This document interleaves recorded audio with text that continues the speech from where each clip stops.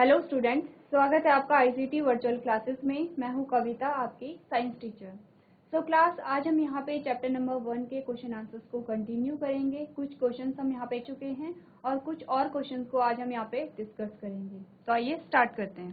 Previous lecture में हमने जो क्वेश्चन देखा था वो ये था हमारे पास, the term that is used for the mode of nutrition in yeast, mushroom and bread mould is, यानी कि ईस्ट, मशरूम और ब्रेड मोल्ड में पोषण की विधा के लिए जिस शब्द का प्रयोग किया जाता है वो कौन सा है। ऑप्शन में हमारे पास क्या क्या दिए गए थे। पहला ऑप्शन है ऑटोट्रॉफ यानी कि स्वपोषी, दूसरा है इंसेक्टिवोर्स यानी कि कीटभक्षी, तीसरा है सैप्रोफाइटिक यानी कि मृतजीवी और लास्ट है परजीवी यानी कि पैरासिटिक। तो आप में से ही कुछ बच्चों ने आंसर दिया था और इसका क्या आंसर हमारे पास आया था, ऑप्शन नंबर सी इसका सही आंसर है, यानी कि सैप्रोफाइटिक जो वर्ड है वो किसके लिए यूज होता है, जो अपना पोषण किसी मृत से लेते हैं। उसके बाद जो नेक्स्ट हमारे पास क्वेश्चन आया है उसमें हमसे पूछा गया है, when we observe the lower surface of a leaf through a magnifying lens we see numerous small opening, which of the following the term given to such opening, यानी कि जब हम एक आवर्धक लेंस के माध्यम से पत्ती की निचली सतह का निरीक्षण करते हैं तो हमें कई छोटे छोटे छिद्र दिखाई देते हैं। निम्नलिखित में से कौन सा शब्द इस तरह के उद्घाटन के लिए दिया गया है। आपको क्वेश्चन में क्या पूछा गया है, आप सबने पत्ती देखी होगी, तो पत्ती के निचली सतह पर आपको छोटे छोटे छिद्र वहां पे दिखाई देते हैं। तो उन छिद्रों को हम क्या कहते हैं, ये आपको पूछा गया है। अपना जो क्वेश्चन है उसे पढ़िए और मुझे अपना आंसर बताइए। जब आप क्वेश्चन को पढ़ेंगे तो आप वहां पे ऑप्शन को देखेंगे। ऑप्शन में क्या क्या दिया है। पहला ऑप्शन कह रहा है स्टोमेटा यानी कि रंध्र, लैमिना है सेकेंड, थर्ड है मिडरिव और लास्ट है वेन्स।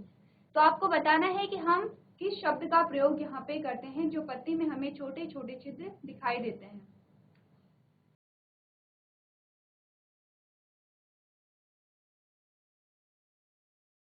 चलिए, तो हमने क्या देखा, देखिए आपको पत्ती आपने सबने देखी होगी, तो किस प्रकार के छिद्र हमें दिखाई देते हैं। जैसे कि ये हमारे पास एक लीफ आती है, इस प्रकार की संरचना आपने देखी होगी और यहाँ पे आपको छोटे छोटे इस प्रकार के छिद्र दिखाई देते हैं जो बहुत ज्यादा होते हैं। असंख्य छिद्र आपको देखने को मिलते हैं। तो पहले तो ये जो छिद्र है आपको नॉर्मली दिखाई देंगे। अगर आपको नहीं दिखाई देते हैं तो आप पत्ती को उल्टा करके इस प्रकार से देखेंगे तो बहुत सारे छिद्र आपको दिखाई देते हैं। इन छिद्रों को हम क्या कहते हैं, आपने देखा कि जब हमने पढ़ा था पत्ती के बारे में तो हमने बात की थी किसकी, स्टोमेटा की। क्या बात की थी हमने, स्टोमेटा यानी कि रंध्र हम उसे कहते हैं। तो क्या आंसर हमारे पास आता है, स्टोमेटा हमारे पास आता है। साथ ही हमने ये भी जाना था कि स्टोमेटा का जो डायग्राम है वो किस प्रकार का होता है। देखिए हमने कहा कि इस प्रकार के रंध्र हमें दिखाई देते हैं अगर हमने जब माइक्रोस्कोप में देखा कि एक स्टोमेटा, एक रंध्र का जो डायग्राम है वो किस प्रकार का दिखाई देता होगा। जैसे कि हमारे पास ये लीफ आती है, ये हमारे पास एक पत्ती है। अब पत्ती के सरफेस पे माना कि हमने यहाँ पे हमें देखना है कि जो स्टोमेटा है वो किस प्रकार का दिखाई देता है। तो हमने क्या किया, इस प्रकार से देखा। देखिए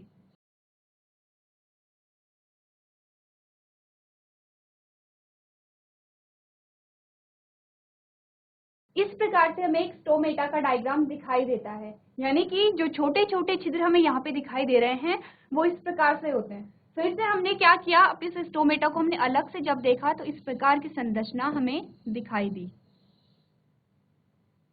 इस प्रकार की संरचना हमें दिखाई देती है।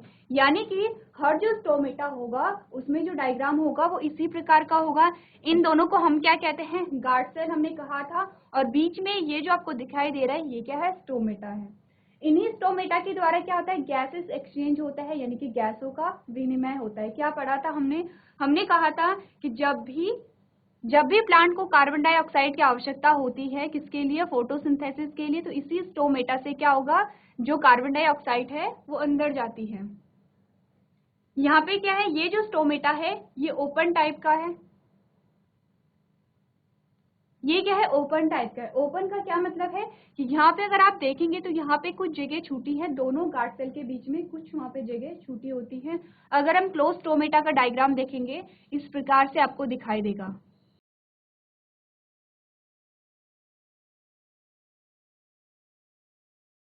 ये क्या है, क्लोज है स्टोमेटा, और ये क्या है, ओपन है स्टोमेटा। जब यहाँ पे स्टोमेटा यानी कि रंध्र क्लोज होता है तो कोई भी गैसेस यहाँ पे क्या होती है, एक्सचेंज नहीं होती है, गैसों का आदान प्रदान नहीं होगा।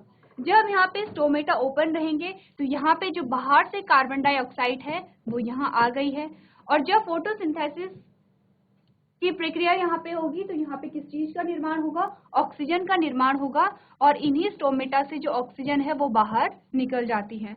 तो आपने क्या जाना, आपने जाना पत्तियों में जो बहुत सारे छिद्र पाए जाते हैं, बहुत सारे जो पोर्स पाए जाते हैं, उन्हें हम क्या कहते हैं, स्टोमेटा हम उन्हें कहते हैं, या फिर रंध्र हम उन्हें कहते हैं। साथ ही आपने ये भी जाना कि जो स्टोमेटा होते हैं वो क्लोज और ओपन दो प्रकार के होते हैं। दो प्रकार से मतलब है कि एक ही स्टोमेटा, एक ही रंध्र यहाँ पे खुलेगा भी और बंद भी होगा, लेकिन ऐसा नहीं होता है कि जो स्टोमेटा है वो हमेशा खुले रहेंगे। देखिए, जब भी प्लांट को, पौधे को कार्बन डाइऑक्साइड की आवश्यकता होगी और जब भी उसे जो ऑक्सीजन है उसे बाहर भेजना है, तभी वहाँ पे स्टोमेटा ओपन होते हैं, अदरवाइज जो स्टोमेटा है वो क्लोज रहते हैं। तो आपने ये भी देखा कि जब स्टोमेटा ओपन होंगे तो किस प्रकार से गैसों का यहाँ पे आदान प्रदान किया जाएगा। तो हमारे इस क्वेश्चन का जो आंसर है वो क्या है, ए यहाँ पे सही है। चलिए नेक्स्ट जो क्वेश्चन हमारे पास आता है वो है क्वेश्चन नंबर 7, और क्वेश्चन नंबर 7 में हमसे क्या पूछा गया है, 2 organisms are good friends and live together. One provides shelter, water and nutrients while the other prepare and provide food. Such an association of organism is termed as। क्या आपसे पूछा गया है, दो जीव अच्छे मित्र हैं, दो जो जीव हैं वो बहुत अच्छे मित्र हैं, और फिर उन्होंने क्या किया, और एक साथ ही रहते हैं। दोनों में से जो एक मित्र है वो क्या करता है, आश्रय, पानी और पोषक तत्व प्रदान करता है दूसरे को। यानी कि जो दो फ्रेंड थे, ए और बी, दो फ्रेंड थे। अब ए ने क्या किया, आश्रय, पानी और पोषक तत्व प्रदान किया किसे, बी को, और बी ने क्या किया, जबकि दूसरा भोजन तैयार करता है और प्रदान करता है। यानी ए ने भी बी को कुछ दिया, बी ने भी ए को कुछ दिया। तो आपसे पूछा जा रहा है कि जीवों के इस तरह के एक संघ को क्या कहा जाता है। ऑप्शन में आपके पास दिए गए हैं, सैप्रोफाइटिक उन्हें हम कहते हैं यानी कि मृतजीवी कहते हैं, पैरासाइट कहते हैं, परजीवी कहते हैं, ऑटोट्रॉप कहते हैं, स्वपोषी कहते हैं, या सिम्बायोसिस कहते हैं यानी कि सहजीवी या सहजीवन हम इन्हें कहते हैं। चलिए अब इस क्वेश्चन को सॉल्व करने के लिए आपको सारे जो ऑप्शन दिए गए हैं सबकी डेफिनेशन आपको आनी चाहिए। सबसे पहले बात कर लेते हैं सैप्रोफाइट की या मृतजीवी की। तो पहले कुछ टाइम पहले हमने क्या किया, क्वेश्चन को सॉल्व किया। हमने कहा है कि वे जीव या वे पादप जो कि अपना भोजन किसी मृत से लेते हैं यानी कि सड़ी गली चीजों से लेते हैं, उन्हें हम मृतजीवी कहते हैं या सैप्रोफाइट कहते हैं। तो यहाँ पे हम क्या देख रहे हैं, यहाँ पे कहीं भी हमने मेंशन नहीं किया है कि दोनों जो जीव हैं वो किसी मृत से अपना भोजन ले रहे हैं, तो पहला ऑप्शन हम हटा देते हैं। सेकंड हमने कहा पैरासाइट यानी कि परजीवी। अब देखिए जो परजीवी होते हैं वो क्या होते हैं कि अपने भोजन के लिए किसी दूसरे पर निर्भर रहते हैं, लेकिन यहाँ पे क्या है, ठीक है हमने कहा कि ए और बी दो मित्र थे, तो जो ए है वो बी को क्या दे रहा है, आश्रय, पानी और पोषक तत्व दे रहा है। इसका मतलब बी ए पर निर्भर है किस चीज के लिए, आश्रय के लिए, पानी के लिए और पोषक तत्वों के लिए। लेकिन यहाँ पे क्या है, जो ए है वो भी बी पर निर्भर कर रहा है। किस चीज के लिए निर्भर कर रहा है, क्योंकि बी ने उसका भोजन तैयार किया और उसे भोजन प्रदान किया। तो यहाँ पे हम एक परजीवी तो नहीं कह सकते हैं, इसका मतलब ये जो संबंध है, ये जो एसोसिएशन है, इसे कुछ और कहा जा रहा होगा, क्योंकि परजीवी का मतलब है कि वो अपने भोजन के लिए पूर्णतः किसी पर निर्भर रहता है। जैसे कि हमने एग्जाम्पल में क्या देखा था, अमरबेल हमने देखा था। तो अमरबेल क्या है, अपने भोजन के लिए पूर्णतः किसी दूसरे पादप पर निर्भर है। थर्ड हमारे पास जो ऑप्शन आया है वो है ऑटोट्रॉप यानी कि स्वपोषी। अब स्वपोषी क्या होते हैं, हम और आप सभी बहुत अच्छे से जानते हैं कि स्वपोषी क्या होते हैं, जो अपने भोजन का निर्माण स्वयं कर पा रहे हैं उन्हें हम स्वपोषी कह रहे हैं। तो यहाँ पे क्या है, भोजन के निर्माण के लिए सारी चीजों की आवश्यकता होती है। आज यहाँ पे पानी की भी आवश्यकता होगी तो पोषक तत्वों की भी आवश्यकता होगी। तो यहाँ पे क्या है, ए और बी एक दूसरे पर आश्रित हैं, यानी कि ए को कुछ चाहिए बी से, बी को कुछ चाहिए ए से, इसीलिए हम इन्हें ऑटोट्रॉप तो नहीं कह सकते हैं। तो हमारे पास एक लास्ट वर्ड क्या बचा यहाँ पे, सिम्बायोसिस यानी कि सहजीवी। जीव इन्हें हम कहते हैं या सहजीवन कहते हैं। जैसे कि नाम ही हमें बता रहा है, सह मतलब है साथ साथ, जीवन मतलब है कि जो अपने जीवन को साथ साथ जीते हैं, एक दूसरे की हेल्प करके जीते हैं, उन्हें हम क्या कहते हैं, सहजीवी कहते हैं। तो सबको समझ आया ये क्वेश्चन। चलिए इसके बाद जो नेक्स्ट क्वेश्चन हमारे पास आता है, नेक्स्ट क्वेश्चन जो हमारे पास आता है उसमें हमसे पूछा गया है विच of the following raw material is available in the air for photosynthesis, यानी कि निम्नलिखित में से कौन सा कच्चा माल प्रकाश संश्लेषण के लिए हवा में उपलब्ध होता है। जो भी आप क्वेश्चन सॉल्व कर रहे हो सबसे पहले आपको क्वेश्चन को समझना है, ठीक है। तो क्वेश्चन पढ़िए, अपना ऑप्शन भी पढ़िए और फिर मुझे आंसर बताइए।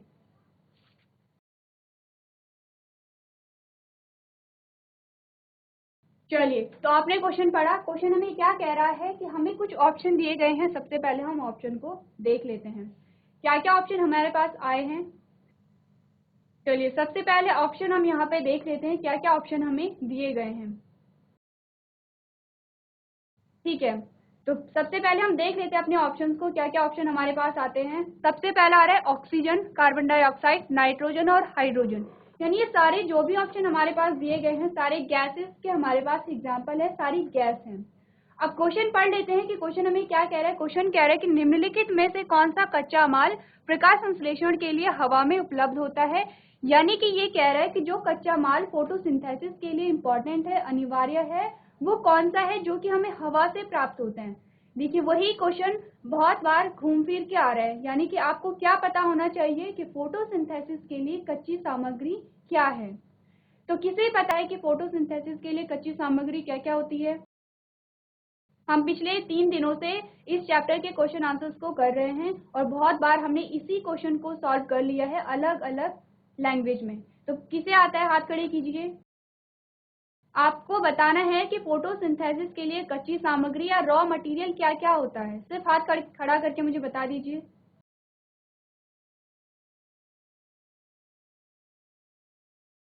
आपको सिर्फ हैंड रेज करना है, किसे आता है।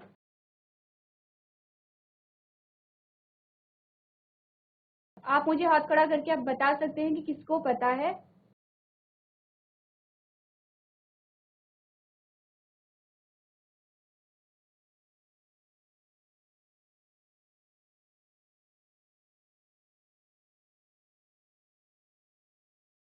जीआईसी देवली खेत, आपको आवाज आ रही तो हाथ खड़े कीजिए।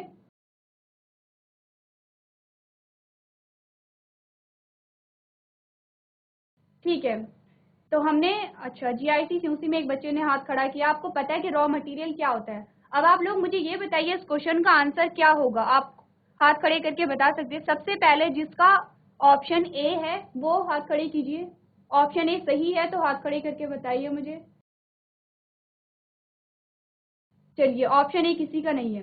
ऑप्शन सेकंड किसका है वो मुझे बताइए। आपको आंसर चूज करना है, ठीक है। पीछे वाले बच्चे हाथ खड़े कर रहे हैं, ठीक है। ऑप्शन थर्ड किसका सही है वो हाथ खड़े कीजिए। ऑप्शन थर्ड, ठीक है। जो फ्रंट में बच्चे बैठे वो पीछे वाले बच्चे ऑप्शन सेकंड के लिए भी हाथ उठा रहे हैं, थर्ड के लिए भी हाथ उठा रहे हैं, ठीक है। और लास्ट वाला ऑप्शन किसका सही है, हाथ खड़े कीजिए। अब हम एक काम करते हैं, हम देख लेते हैं कि जो फोटोसिंथेसिस के लिए रॉ मटेरियल है वो क्या क्या होता है। एक बार फिर से हम देख लेते हैं। हमने कहा सबसे पहले क्या बात की है, सूर्य का प्रकाश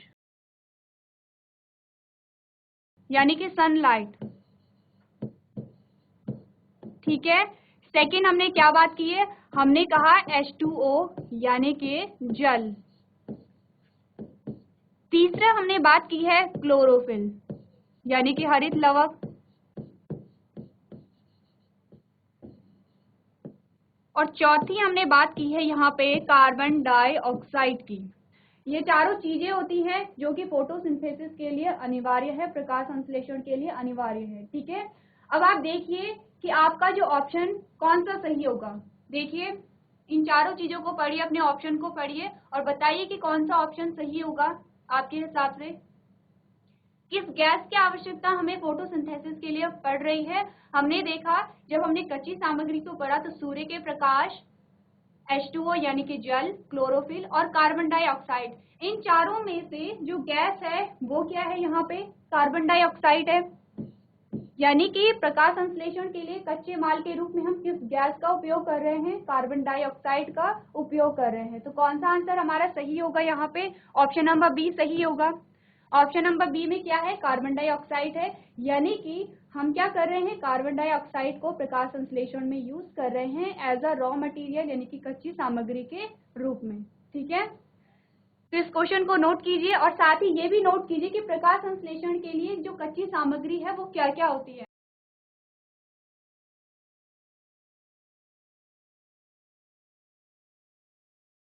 इस क्वेश्चन में आपने सिर्फ ये नोट करना है कि हमें फोटोसिंथेसिस के लिए कौन कौन सी कच्ची सामग्री यूज करते हैं हम, यानी कि प्लांट्स, ग्रीन प्लांट्स की यहाँ पे बात हो रही है कि पौधे किन किन सामग्री को यहाँ पे फोटोसिंथेसिस में यूज कर रहे हैं। तो सबने नोट कर लिया?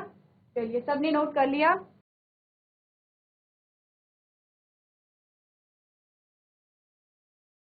चलिए, नेक्स्ट जो क्वेश्चन हमारे पास आता है उसमें हमसे पूछा गया है फंगाई इज यानी कि कवक है। अब कवक क्या है आपने ये चूज करना है। सबसे पहला जो ऑप्शन है वो कह रहा है कवक क्या है, एक पैरासाइट है, ऑटोट्रॉफ है, सैप्रोट्रॉफ है या इंसेक्टिवोर्स है। कवक के एग्जाम्पल आपको पता है क्या होते हैं? कवक के एग्जाम्पल मैं आपको बता देती हूँ, मशरूम। हमने पढ़ा था मशरूम के बारे में। तो आपको ये बताना कि मशरूम क्या है, परजीवी है, स्वपोषी है, मृतपोषी है या फिर कीटभक्षी है, ये आपको पता लगाना है। तो देखिए, वही जो ऑप्शन है हमारे वही रिपीट हो रहे हैं। आपने क्या करना है, सबकी डेफिनेशन अच्छे से पढ़ लेनी है और सबके एग्जाम्पल आपने याद करने हैं। तो हमने कहा था कि जो मशरूम होते हैं, जो ईस्ट है या ब्रेड मोल्ड है, ये सारे ही क्या होते हैं, यहाँ पे सैप्रोट्रॉफ होते हैं, यानी कि मृतजीवी होते हैं। क्या आंसर हमारा आया? जो आंसर सी है वो हमारा सही आया कि जो फंगाई है वो क्या है, मृतजीवी है। फंगाई यानी कि कवक, और कवक के क्या एग्जाम्पल आपको बताए गए हैं, मशरूम आपको बताया गया है, क्योंकि आप सबने ही मशरूम को देखा होगा और खाया भी होगा। इसके बाद जो नेक्स्ट क्वेश्चन हमारे पास आता है उसमें हमसे कहा गया है human beings can be categorised as, यानी कि जो मनुष्य होते हैं, मनुष्य को हम किस श्रेणी में रखते हैं। अब अलग अलग ऑप्शन है, कह रहा है कि या तो हम परजीवी कहेंगे मनुष्य को, या तो हम हेटेरोट्रॉप कहेंगे यानी कि परपोषी कहेंगे, या तो हम सैप्रोट्रॉप कहेंगे यानी कि मृतपोषी कहेंगे, या फिर हम क्या कहेंगे, ऑटोट्रॉप कहेंगे, स्वपोषी कहेंगे। तो मनुष्य किस श्रेणी में आते हैं ये आपने ध्यान रखना है। इसके लिए आपको पता होना चाहिए कि सबसे पहले मनुष्य क्या होते हैं। हमने क्या देखा था, दो चीजों के बारे में हमने बात की थी। हमने कहा था स्वपोषी और परपोषी। स्वपोषी में हमने क्या देखा था, जितने भी ग्रीन प्लांट्स हैं वो क्या होंगे, स्वपोषी होंगे, यानी जिसमें क्लोरोफिल होगा वही स्वपोषी होगा। अब अगर हम मनुष्यों की बात करें तो मनुष्यों में क्लोरोफिल नहीं पाया जाता है, इसलिए मनुष्य स्वपोषी तो नहीं होंगे, ऑटोट्रॉप तो नहीं होंगे। मनुष्य क्या है, ऑटोट्रॉप नहीं है, यानी कि स्वपोषी नहीं है। सेकेंड बात कर लेते हैं यहाँ पे सैप्रोट्रॉप की, यानी कि जो मृत जीवी हैं। तो मृत जीवी आपको क्या बताया गया था, जो अपना भोजन सड़े गले पदार्थों से लेते हैं उन्हें हम क्या कहते हैं, मृत जीवी कहते हैं, यानी कि उनके भोजन का विकल्प सिर्फ एक है, वो क्या है, सड़े गले पदार्थ होते हैं। जिसमें हमने एग्जाम्पल क्या देखा, हमने एग्जाम्पल देखा फंजाई यानी कि कवक, यानी कि मशरूम। हमने क्या कहा, मशरूम कहाँ उगते हैं, सड़ी गली चीजों पर उगते हैं। तो ये क्या है, सैप्रोट्रॉप का एग्जाम्पल हमारे पास फंजाई आया या फिर मशरूम आया।